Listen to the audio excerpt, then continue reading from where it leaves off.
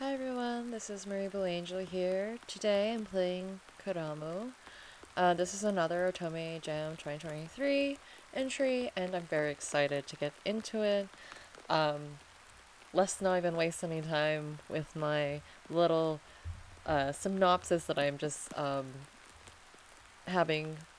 I'm remembering from the top of my head, so let's just get into it because I know the story's good. I'm very excited to check this out.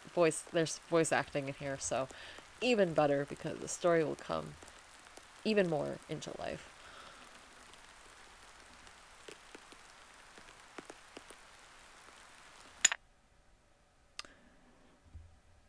Here's the content warning. Feel free to pause if you need a little bit more time to read, but I am great. There, most importantly, it is also not meant to portray healthy relationship dynamics. So, keep that in mind.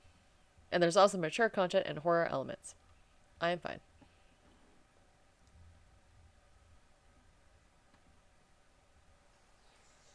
Sure. Oh my god, I have to do something. Oh, auto. Okay, so I'm just gonna. Okay. Oh, this is quite nice. Ooh, I like all these features.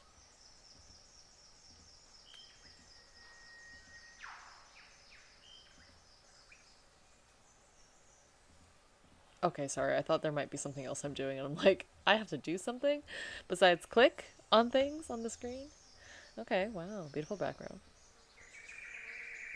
Nelly's throat stung as she gulped the cold dawn air.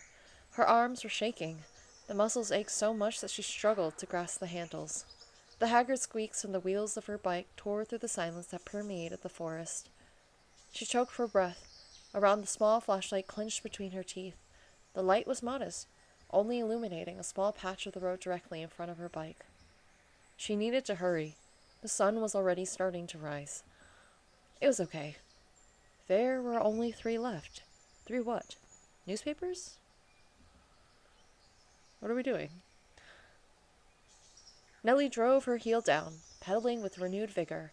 She raised herself from the seat, leaning over the handles of the bike as she frantically turned the pedals, going faster and faster and faster until...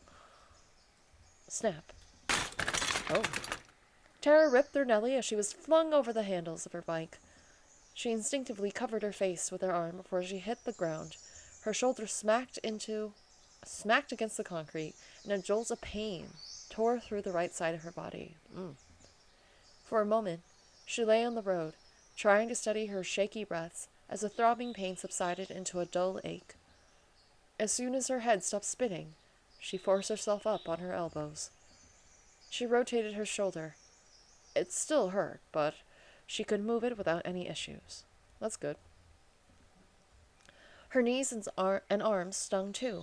At first she was going to check them for injuries, but then she stopped herself.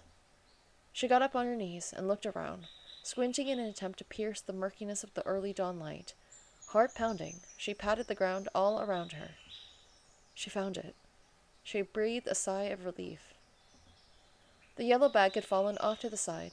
She pulled it closer and examined it carefully. The zipper was shut tight. Everything was still inside. She slung the bag back over her shoulder and retrieved the fallen flashlight before returning her attention to her bike. It had collapsed on its side, wheels still spinning. The chain had come undone, draped around the ground like a dead snake. She picked up the chain. It was strangely slack. Nelli.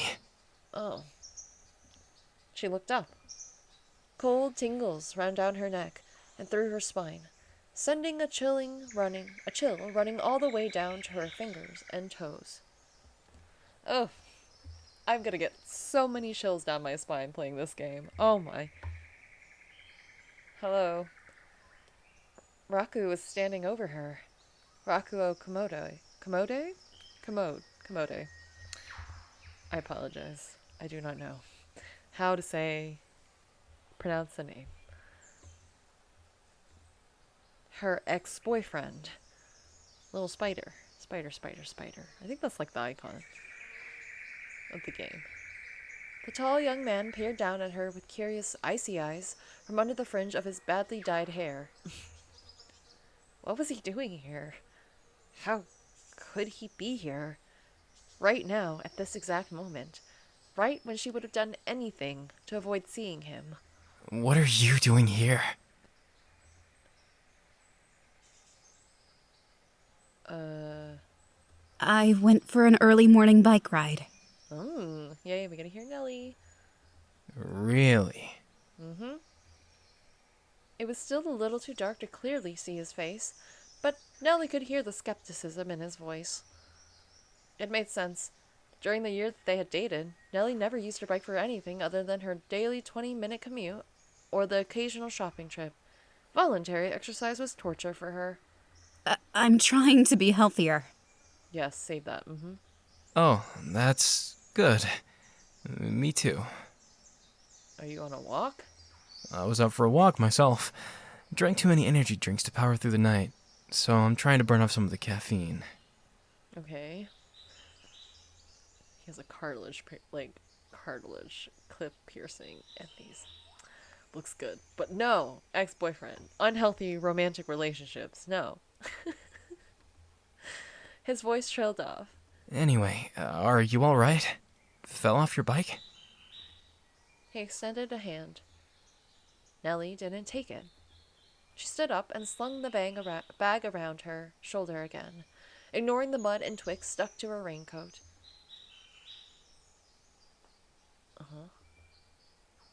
Raku smiled awkwardly and retracted the hand before kneeling by her bike.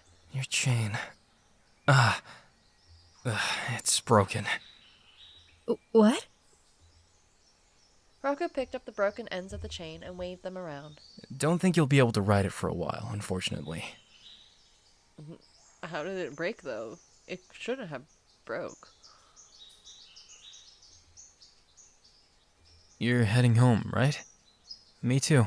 I'll walk with you. No. Nelli's voice caught in her throat. She tried to think of some excuse, anything that she could blurt out to make him go away, but she couldn't think of anything. Raku's face softened with a melancholic expression. We don't have to talk. We're already talking. I just don't want to leave you alone out here. Not after what happened to Sana. What happened to Sana? Nelli bit her lip. Sana, her roommate and her best friend since middle school, had vanished 3 months ago. Oh. It's terrible. Oh my. A week later, her body was found at the bottom of a cliff in this very forest, mangled beyond recognition. Oh my goodness. A tragic hiking accident. I'm fine. I don't need you to escort me.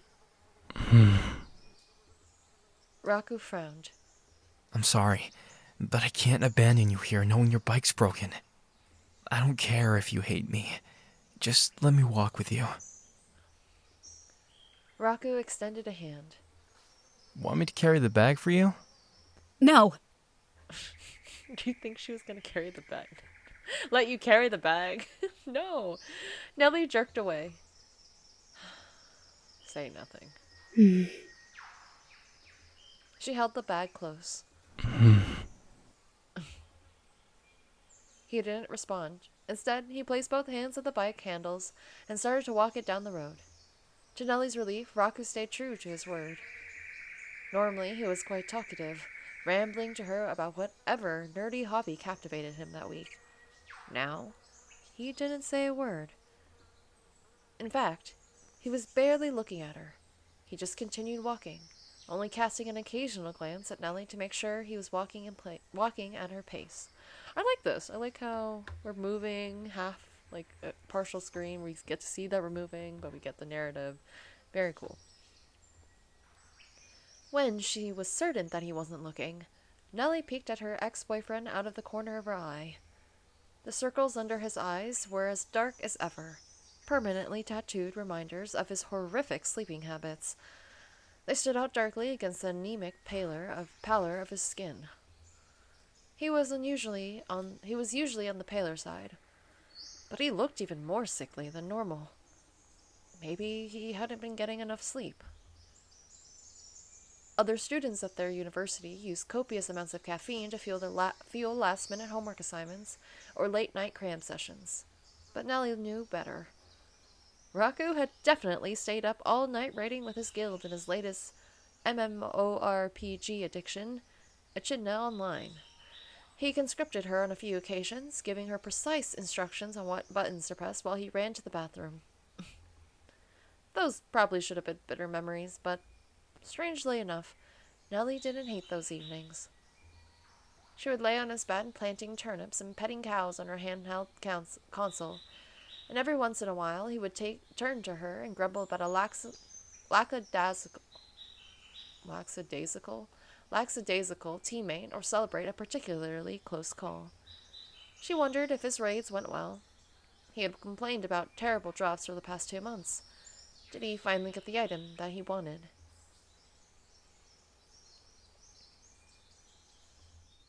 Something hit her face. Oh. She reached up and wiped the raindrop trickling down her forehead. But as soon as she did that, another droplet hit her face, and then another, and another. Soon, a torrent of water was assaulting them. Nellie drew her hood over her head, guarded from the onslaught by her raincoat. Raku wasn't nearly so lucky. This happened to me today. Oh my goodness. It was very unexpected, though, because it was on the weather forecast, but Nellie was prepared. Over there!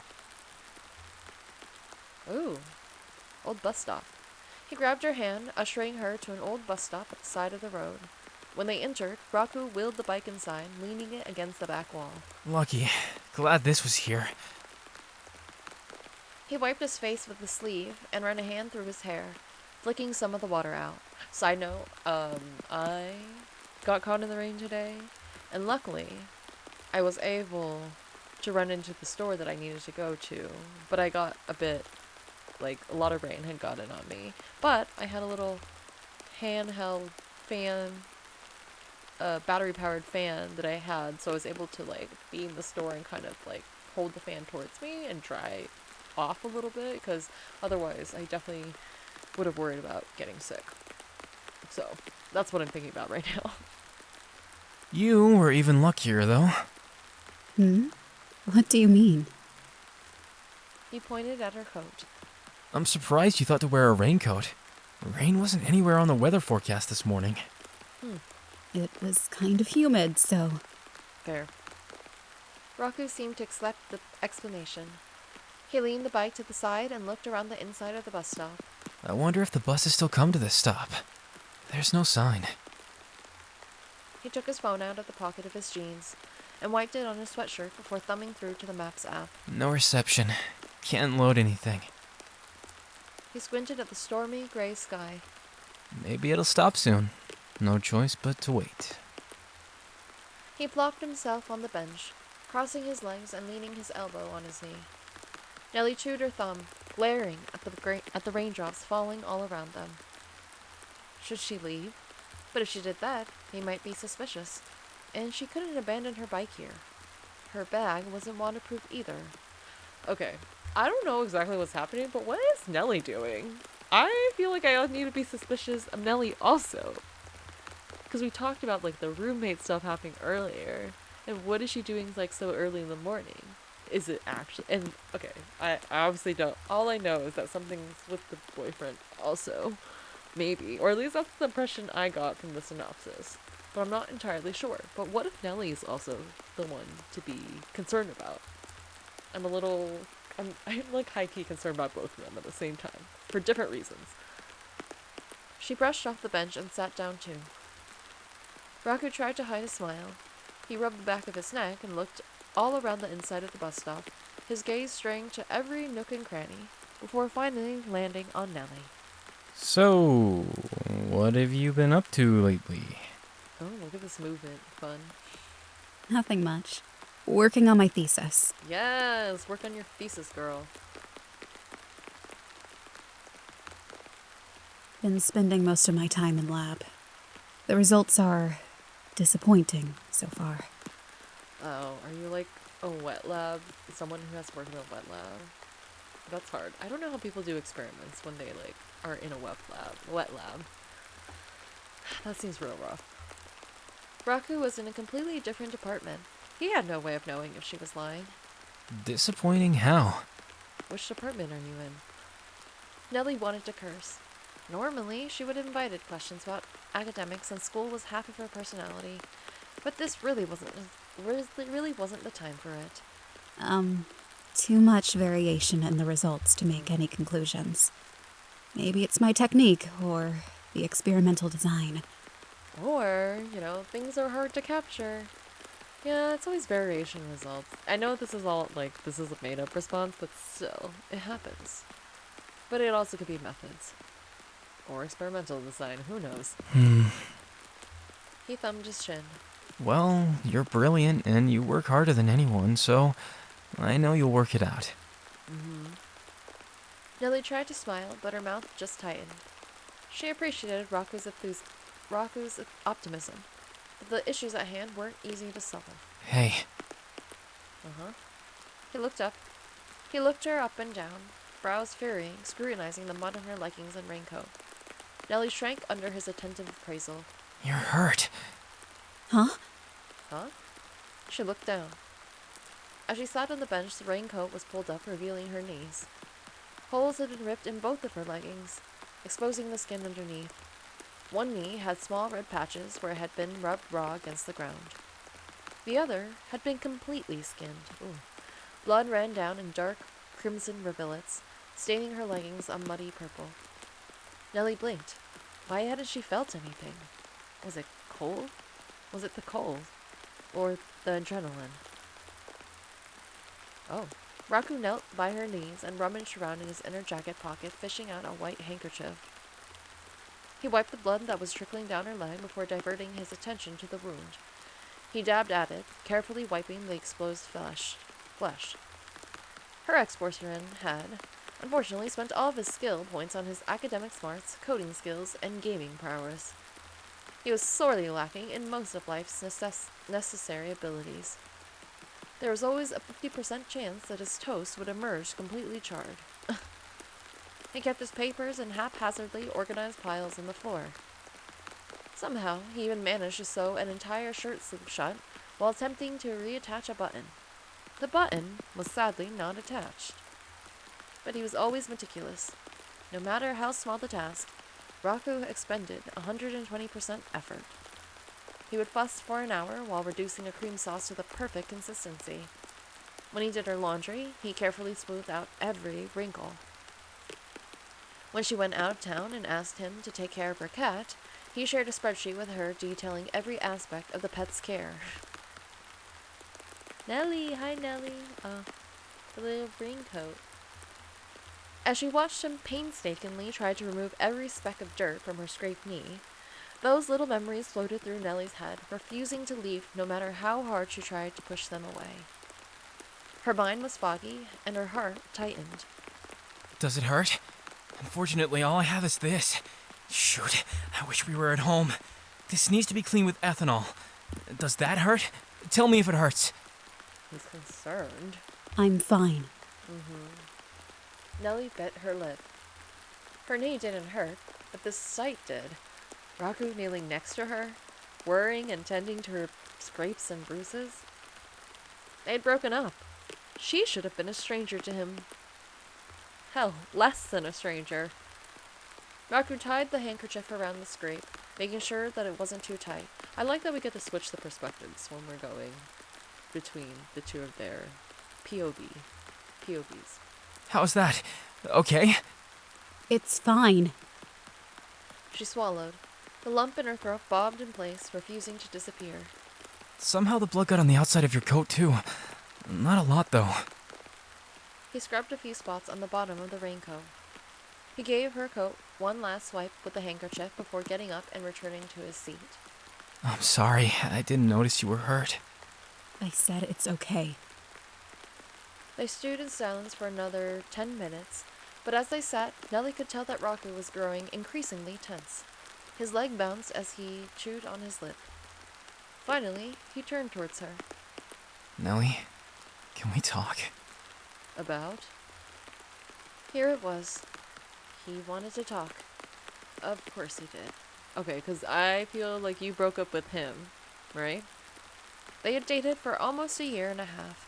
They had even discussed their future plans together.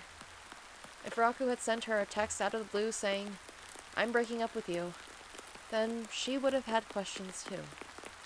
She didn't want to talk or explain, which is why she had avoided him for 2 weeks after sending the text. She had eluded him every, she had eluded him very successfully, until this moment, that is. Was it something I did? Did I do something wrong? I want to know what happened, though. I'm curious, as an outsider, personally. I mean, I feel like you have a relationship. I feel like it is important to communicate that. So can't beat this one. But this is really mean. I mean, maybe he was. I have no idea. Maybe this is the thing. But you guys talked about future plans. Is that like sufficient? But you also. But this is too mean. I'm gonna say that we're graduating soon. That was like kind of an empty excuse. We're graduating soon. I'll go to veterinary school. You'll probably get a job on the other side of the country. Long-distance relationships rarely work. How many years are we going to text and video chat? It's unrealistic. What does he do? What's his job? Isn't it an option to move together? You don't know that it won't work. I can find something where I can work remotely. If not, then we can still at least try. If you're willing, then I'm willing. But is she willing? Any relationship takes effort. A long-distance one just takes a little more effort, that's all. I mean, you have a foundation, like being in person. I don't know. I'm acting like I know all the information. I do not know all the information, but Raku has a point. And it seems like Nelli did not communicate and discuss things with him, and just kind of broke up with him. So I'd be also confused, like Raku. But I don't know the whole story of how the relationship worked. We were talking about moving in together a month ago. I don't understand how your feelings changed so quickly. They just did. She looked down and twisted her fingers together. She hesitated to say anything further. It felt like she was standing on the edge of a precipice. A single word would send her tumbling into the abyss. Is it because of what I did to Ji-hoon? Because I didn't apologize? What happened to Jihoon? He gritted his teeth. You know why I did it. You heard all those things he was saying about Sana. Insisting that she was addicted to social media, saying she probably fell because she was trying to take a cute selfie with the sunrise. Ooh, that's a dick move. How could he say that? About his own girlfriend. He deserved more than one punch. Oh my gosh, about his own girlfriend? Like, that's something if it's like a random person / maybe a loose friend connection. But your own girlfriend? How terrible. Nelli's mouth tightened. She wanted to protest, to say that it wasn't it. In reality, Raku's outburst had been gratifying. At the memorial, she sat in silence, trying to ignore Jihoon's prattle so that she could focus on honoring Sana. The seconds felt like grueling hours. She wanted to sew Jihoon's mouth shut. When Raku finally hit him, it felt as if Raku had taken all her bubbling indignation and anger and shoved it in Jihoon's face. It's not that. Then why? When I asked for your number the first time, I didn't really think you'd give it to me. Oh, is that what happened in the beginning? I love hearing the beginning stories. After all, you're you, and I'm me. I didn't think I had a shot with you. Okay. But I had to ask. I would have cursed myself if I didn't even try. I do love that. Gotta minimize the what ifs. And you gave it to me. And then you said yes when I asked you out for lunch. And then you kept saying yes. I was so happy. But I also thought that maybe you just viewed me as your gaming friend. So I asked, Is this a date? And then you laughed and said, of course it's a date. At that moment, I felt this pang in my chest. Okay, that's cute though. Okay, but I need to know more. I realized something. All of the messy, revolting things that had happened up until that point. The vile vulgarity of my own existence. It was because I had already spent all the luck I had in this lifetime to meet you. That is sweet. I had never met anyone like you before. Even though life hasn't been kind to you, you always find room in your heart to be kind to others. People, plants, animals. Even something as little and creepy and disgusting as an insect. I still remember when you found a spider in your apartment. Not a small one either. It was perched on the wall above your bed, barely holding on with 3 broken legs. You reached out and caught it in your hands. It would have been so easy to squish it right then and there. But you didn't.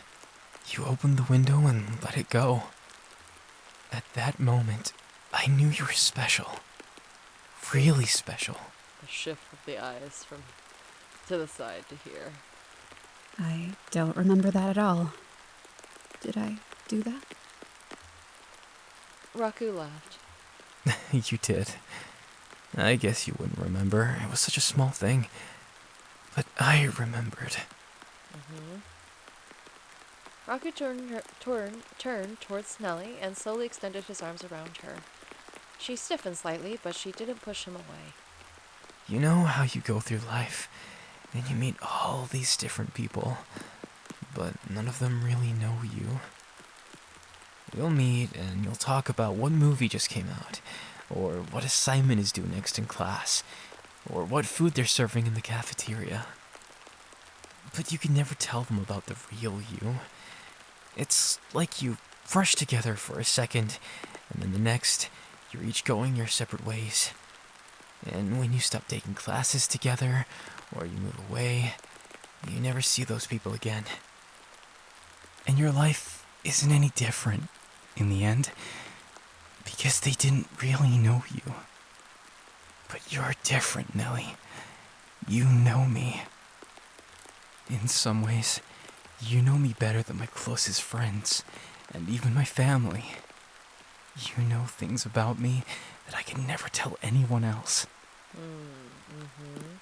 And if I couldn't see you anymore, then my life would be different. There would be a big, gaping hole where you used to be. Okay, so he's definitely on the train of get her back, but I don't know. I mean, I'm all for appealing. Like, it's like, well, maybe there was something and we just need to talk about it, and maybe then something can be, we could try again. But I don't know. I don't know what's happening here. I'm just in suspense. I don't know. Losing you terrifies me. I'm afraid that no one else would be able to know me the way you do. That I won't be able to open up to anyone else the way I opened up to you. The voice acting's so good, by the way. Also, I like that we kind of have this, like, panel. It's a very, like, comic-esque. Like, where you have, like, a bigger panel and then the smaller one. For, like, continuing the flow of the story. It's very cool. And I don't want anyone else to know me the way you do. Because they wouldn't be you. I didn't know you felt that way about me. Nice. When Nelli didn't resist, Raku pulled her tighter, whispering in her ear. I don't want to break up. That is the appeal. I love you, Nelli. I never want to love anyone but you. You don't feel the same? Not at all?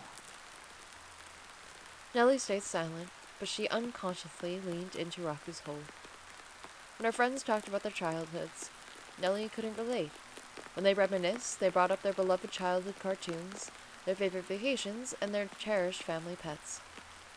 Nelli didn't have memories of any of those things. Why not? What happened? What are things that you did? What was childhood like?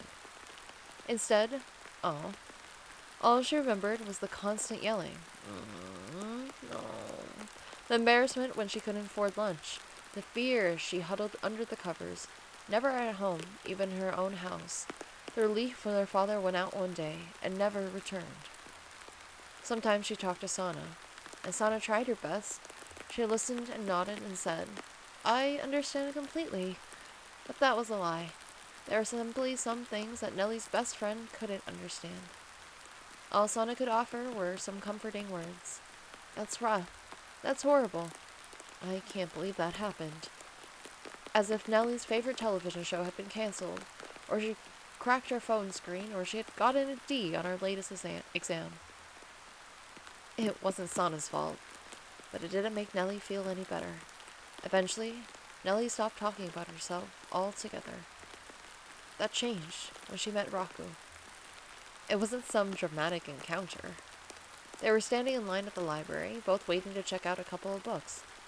Raku noticed the keychain hanging from her black backpack, a small white and blue pixel art spaceship from Space Blasters. When they reached the front of the line and Nelly handed the librarian her books, they were still excitedly chatting about their favorite retro games. She promised to lend Raku one of her cartridges, and they exchanged contacts. Nelly didn't talk about herself at first. They talked, of course, but it was usually about their shared hobbies. They liked different genres and played in different ways. Raku fancied punishing difficulty and expansive exploration, while Nelly preferred methodically leveling her characters with optimized strategies. Still, they had plenty in common. When the conversation veered too personal, Nelly drove it back into the safety of benign small talk. Yet Raku had a way of methodically tearing down her carefully constructed barriers. As they lounged at his bed, full and drowsy from eating too much cheap pizza, the words started slipping out of her mouth, one by one. For Nelly, Raku was different.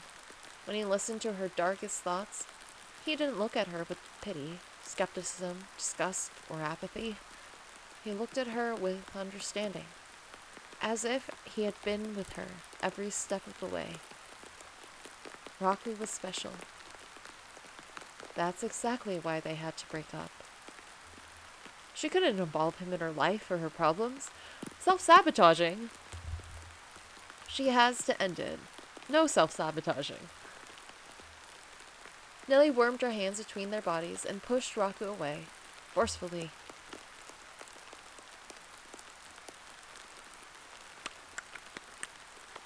I mean, I don't know. I'm torn because it's like, I feel like maybe we should discuss that more. I don't think we should be cruel, but that would be a strategy to be like, don't talk to me. But be firm is probably the choice. It's hard, but like, being kind really doesn't do anything if you just don't want it. Like, in the end, I think they should probably talk about it more, and maybe, like, you know, there's lots of underlying things there that are going on. But I'm gonna say be firm. I don't want to date you anymore. End of story. It's not a discussion. So that's it? It's over? Just like that? Nelly's voice was resolute. It's over. It's over. I like how this eye slide. Oosh. It's over. It's over. Every time he repeated himself, his face darkened. Even though I've loved you for years. Even though I loved you this much. He lowered his head, dragging a hand through his hair as he turned away from her. He returned to the other side of the bus stop, leaning one hand heavily against the wall as raindrops dampened his worn-out orange sneakers. Nelly thought about responding. She considered spouting a few words of comfort, reassuring her ex-boyfriend with some cliché lines. "It's not you, it's me. I'm not good enough for you." She was his first serious girlfriend. He had told her as much. He had never experienced heartbreak. He was a crying child, crying over his first scraped knee, acting like his leg had been amputated without anesthesia. She reconsidered and decided to stay silent. It was better if she had believed that she was cruel and callous. After a few weeks of sad gaming sessions and angry rants to his friends, He'd probably forget about her altogether. Besides, she couldn't worry about him right now. She had bigger problems at hand. What are these bigger problems? I'm concerned. I don't know what's happening. He straightened. When he stood in front of her again, there was something different about his expression. Something colder, more resolute. As if he had made some sort of decision during his morose period of introspection. I heard about you and Ji-hoon. I've seen you two around. Prickles ran up Nelli's spine. What about it? Are you going to start policing who I spend time with? I don't see how that's any business of yours. People have been talking, saying that you took advantage of your best friend's death to cozy up to her rich boyfriend. Damn, this took a weird turn. I don't know. No. I don't like this. They said that you two spent a lot of time together. That you went to his house on Friday. Mm-hmm. Is that why you broke up with me? Because you wanted to get together with Ji-hoon? I mean, if that was the case, at least she didn't just like do that while being together with you. Do you love him? I feel like there's a different reason for this, but okay. Her? In love with Ji-hoon. The very thought made Nelli want to vomit. She would rather date an insect. I don't. Then, is it someone else? She didn't want to lie, but she stayed quiet, then maybe Raku would come to his own conclusions and drop the matter.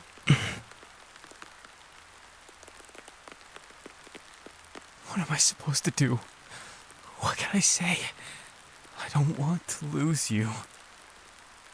Ooh, okay, denial is real right now, okay. His voice was soft and quiet, almost pitiful. For me, a world with only you is enough, Nelli. I only need you. No matter who you are, or what you've done. But you don't need me. You don't even want me. Nelli opened her mouth to respond, but no words came out. She simply stared at Raku's face, eyes widening. When she finally responded, she didn't say the words that she had intended to say. What are you? Raku reached up and touched his face, tracing his fingers over his eyebrow ridge along his mouth and down his chin. Oh no, I got a little worked up. Wait! Huh? Nelli leaned back on her elbows and booted Raku square in the chest. He coughed as the air was knocked from his lungs, landing hard in a puddle on the concrete. She broke off into a run down the road. She left her bike at the bus stop, but she didn't care. The only thought in her head was run, run, run. The raindrops pelted her face painfully, but she didn't stop to put her hood up. Every time her energy started to wane in her pace, the image of Raku's face flushed under her eyelids, and she ran faster. After she had sprinted for 20 minutes, goodness, she dared to glance behind her. He wasn't following. But she didn't stop running. Not for a second. By the time she made it back to town, it had stopped raining, and the sun was high in the sky, ready to make the trip down. As she approached her apartment building, the town was dyed in sunset hues, and the sky was beginning to dim. She sprinted to the entrance, looking behind her every so often. When she was inside, she darted up the stairs, which whined at every frantic step. Nelli went up to her apartment, fumbled her keys out of her pocket, and slammed the door shut behind her.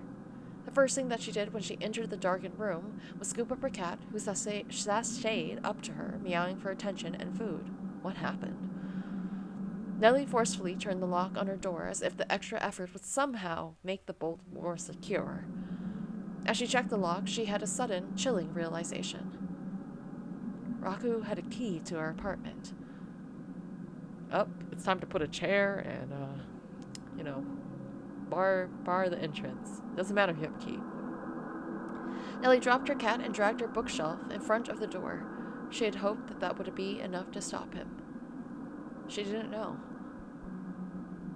She crouched behind her bed, holding a broom with her kitchen knife duct taped to the end.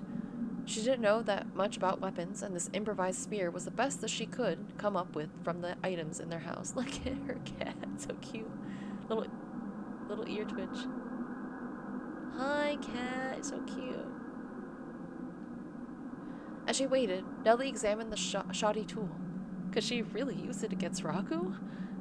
The Raku that brought her rice balls when she was too tired and stressed to cook? The Raku that always seemed to know when she wanted a hug? The Raku that... Oh my.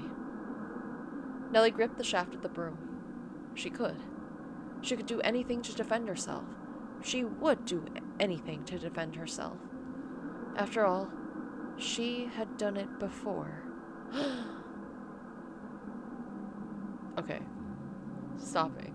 Something's weird is happening. Like, the town is being infected.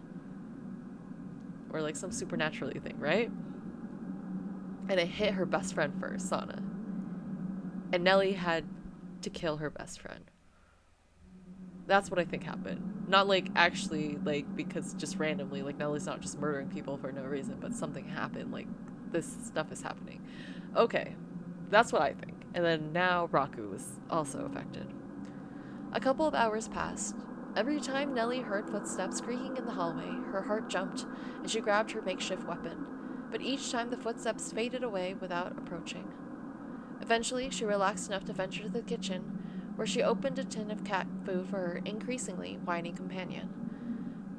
She put the contents of the yellow bag in the freezer before eating a quarter of a leftover sandwich, keeping a close eye on the door. Monday passed.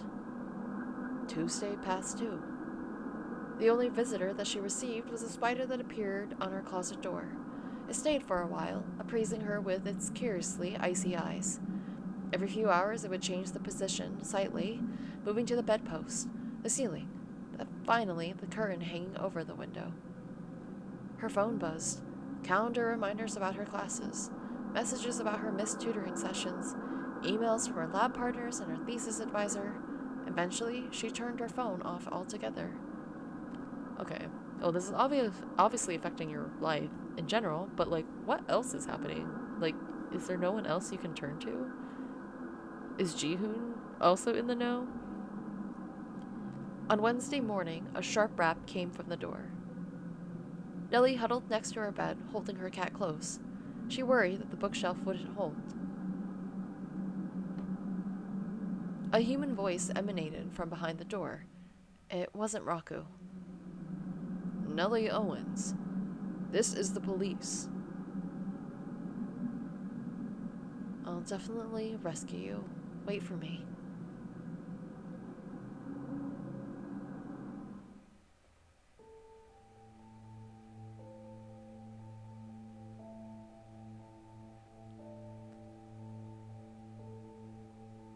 I'm confused. Okay, so, like, I'll definitely rescue you. Wait for me. If you need a hint, try being nice to him. I highly recommend playing through all the endings to get the full story. Okay. Okay. Let's see. Okay, I don't have time in this part, but that was great. I got an ending. I don't know exactly what's happening, but I already have spouted out some of my theories about what's happening, but I am enjoying this. So this is part 1. I think there should just be a part 2 unless there's, like, multiple endings, like so many. But in the next one, I'll kind of just go through and be nice to Raku, even though I don't want to. So we'll see. We'll kind of see how that approach kind of gets us. Because I'm a little curious. It's like, I'll definitely rescue you. Wait for me. Like, I don't understand. Is that Raku? Or is that Nelli saying that to, like, Sana, for example? I have no idea. But anyways, thank you so much for watching. Have a good rest of your day. If you have theories about what's happening, let me know in the comments, because your girl's gonna need some help figuring it out, to be honest. If you haven't liked the video already, please like the video. Subscribe if you want to be notified when I have the second part up for this. And yeah, have a good rest of your day. Bye!